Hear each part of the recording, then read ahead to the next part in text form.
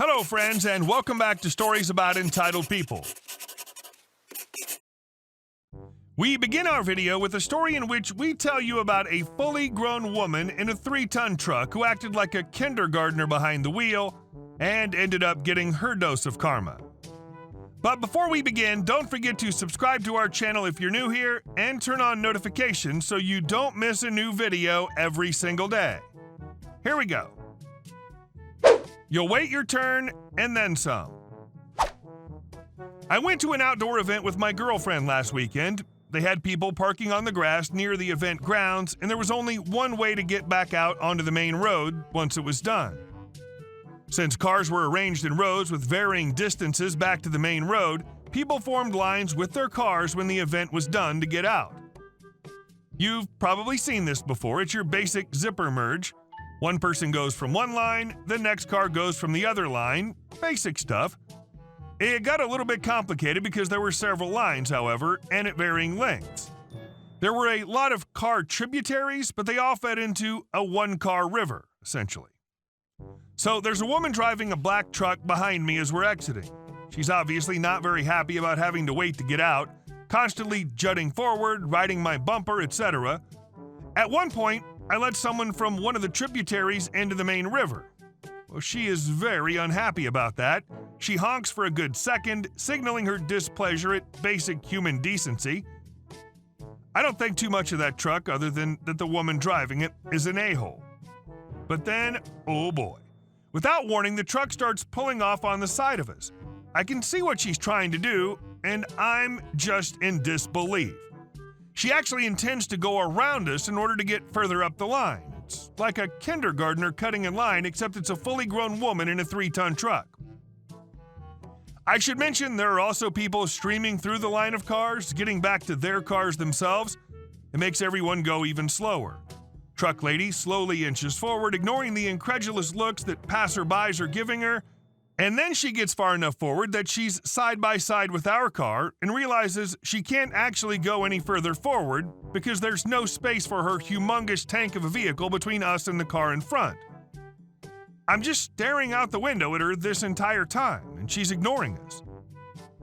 Finally, she realizes that this tactic isn't going to work and tries pulling off to the side to join a different tributary, except there's a big stationary trailer in the way at the end of the row of parked cars. So she's now facing diagonally to the rest of the cars, caught between us, the trailer, and the other tributary trying to stream into the river. People are now walking around her truck, making a wide berth because of the erratic things she's doing, moving back and forth like she's trying to wedge her truck into the line of cars, or at least signaling that intention. Nope, not today. You just blew your chance at getting out of here at a reasonable time, lady. I moved to close any gap that she could possibly exploit to get back into the line of cars. It's not like I'm holding up the line, because there's something that's preventing us from moving further up ahead, so no concern. I'm just inconveniencing truck lady, which I'm perfectly happy with. She realizes she can't get back into the river she just left to try and find a shortcut, and instead goes forward, toward the other tributary. But she hits the trailer as she's trying to do it. I see the trailer rock back and forth as she pushes past it. Everyone around us is staring at her now. My girlfriend takes a picture of her license plate in case she does anything even more crazy. Then a red truck in the tributary she's trying to get into jumps forward, closing off a gap between it and the car in front, as if to say, "In your dreams, woman." So she's now caught between a rock and a hard place, and I watch as we slowly move forward. Nobody's letting her in. They either saw her pull her maneuver or aren't sure what the F she's doing. Additionally, she'd either have to back into the river she just left or make a crazy wide turn in order to align herself with the tributary. With how close everyone is in this makeshift parking lot, that's not happening. I hope it took her an hour to get out of there. She deserved it. And our next story. Your mama isn't going to change the return policy either. Background. I have a lifetime's worth of stories from working at a particular retailer. It's located smack dab in the middle of basically the worst neighborhood my city has to offer. But it was a job and they paid me, so I learned to deal with it. Snotty customers, snide remarks, and general nastiness were the norm, but there are definitely a few customers who made it their job to make my life difficult. Did I mention that I worked in the electronics department? Joy of joys. My story. We had a pretty straightforward return policy, no refunds without a receipt, no refunds on opened items, and only exchanges for exact same or significantly similar products. Ask me why I still remember the exact wording more than 3 years after quitting? In comes my customer, Stinky Mama's Boy, SMB. SMB, I need to return this cell phone, it doesn't work. Me, well, I'll need the receipt, the original packaging, and all the accessories it came with in order to process an exchange. We don't give out cash refunds for opened products. SMB, I have the phone, just give me my money back. I ain't got the receipt. Me, sorry, you'll have to bring me that stuff before I can do anything. Cue an explosive rant rife with lots of expletives, me repeating the return policy, etc. This guy didn't even bring me the charger. SMB leaning far enough over the counter that I'm choking on his awful breath.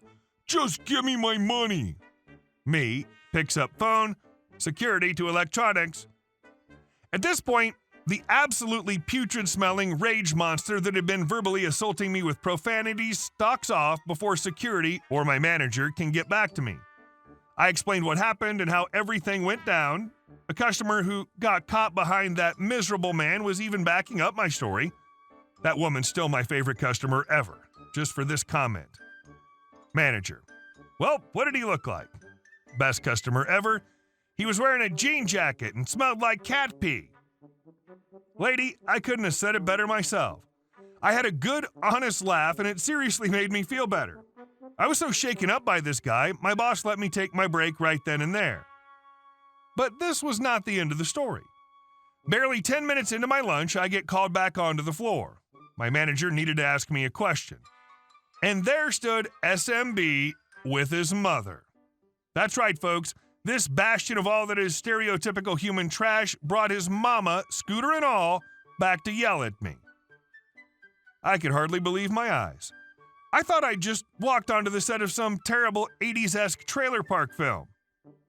He'd come up with a seriously mangled package for the phone, but still no receipt or charger.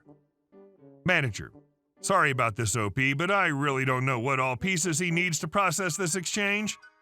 Mother of the Year, oh hell no, he wants his money. This phone isn't any good and he wants his money back. Me, I already explained about 10 times to your son that we do not give refunds on prepaid cell phones, especially without a receipt. It's exchange only. He could have bought this phone at Quick Stop for all I know. Mother of the Year, no, that ain't right. He wants his effing money back. Rabble, rabble, rabble. Thank goodness for security being nearby because my manager had it with these people. Manager, okay, that's it. You both have got to leave. You're not welcome here anymore. We're definitely not giving you anything else for this phone, and you need to leave now. SMB, but what about this stupid phone? I want my money. You stole my money. Manager, it doesn't really matter what you think. You're leaving now. Security then escorted the shining examples of why inbreeding is such a bad idea to the door. And our last story. No one can fire my boss, so she does it herself. This isn't my story, but I was able to witness it in all its glory because I used to work for one of the people involved. Years ago, I used to work at a state government agency where my boss was a political appointee. Her mom was a bigwig in our governor's party who wrangled a political appointment for her daughter, which meant she had some clout behind her. Let's call her Shannon. Shannon was not good at her job. At all. She was frequently out of the office for meetings, e.g. 2-hour lunches, coffee with friends, a bit of shopping. She was also a bully and a tyrant. She bullied her staff and would hold the threat of firing over everyone's heads to get them to do what she wanted. She wasn't a micromanager because she was never around enough to actually micromanage anything. And she was widely disliked throughout the entire building. This was a large agency, so to have a building where almost everyone disliked you took a lot of work. The problem is that as a political appointee, she was untouchable. The people who had the power to fire her couldn't because of her family. Even the number 3 person in the agency couldn't do it, and he was a political appointee as well. But after a year of mystery meetings and time out of the office, her excuses were catching up to her. The agency director removed her from her job and put her in charge of special projects. Anyone who's worked in a corporate job knows that people who get put in charge of special projects because they were largely incapable of doing their previous job. They didn't get fired, but they no longer had any power. This was Shannon's case. For a while, she seemed to get the message. She shaped up, didn't have any more mystery meetings, didn't disappear from the building for 2 hours, and treated people somewhat nicely. Of course, it didn't last, and Shannon returned to her old ways. Around that time, we got a new assistant director, we'll call her Trisha, who was also a political appointee. She was the number 2 person in the whole agency, and she was great to work for. She was very serious about her job. She had access to Shannon's electronic calendar and saw what Shannon had been up to. She then cross-checked the security logs to see when Shannon was in and out of the building. After her brief investigation, Trisha emailed Shannon with a list of dates and said, "Can you tell me more about these different meetings you were having and why they took so long?" I'm paraphrasing. Well, Shannon wasn't having any of that. How dare Trisha call her character into question? This was an outrage. It was so outrageous, in fact, that Shannon wrote a resignation letter and slammed it down on Trisha's desk. That'll show her. After a few hours, Shannon had time to think about what she'd done. She remembered that she had a 1-year-old at home. She also remembered that her husband was an unskilled truck driver who made $8 an hour. Edit, he was a local delivery driver for a construction firm, not a CDL driver. And she remembered that she was the primary breadwinner for the family. She went back, hat in hand, and apologized for her attitude. She said she was willing to try harder. And she asked Trisha if she could please possibly have her letter back. Pretty please? Trisha said, "Oh, I'm sorry, you're too late. I already processed the letter and sent it off to HR. I'm afraid I can't undo that." Do you remember in the movie The Incredibles when Mr. Incredible fought the giant ball with legs? The ball was so indestructible and powerful, the only thing that could beat it was itself. This was that moment. The previously untouchable political appointee had just been fired by the only political appointee who had that power, herself. And rather than protect her or do her a solid, Trisha would not undo her self-termination. She just let Shannon be her own undoing. When news of Shannon's self-firing raced through the building, you could hear the cries of, "What? Are you serious?"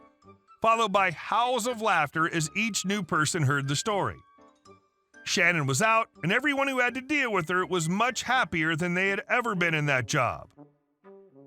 Even better, by resigning rather than getting fired, she was likely ineligible for a severance package or unemployment insurance.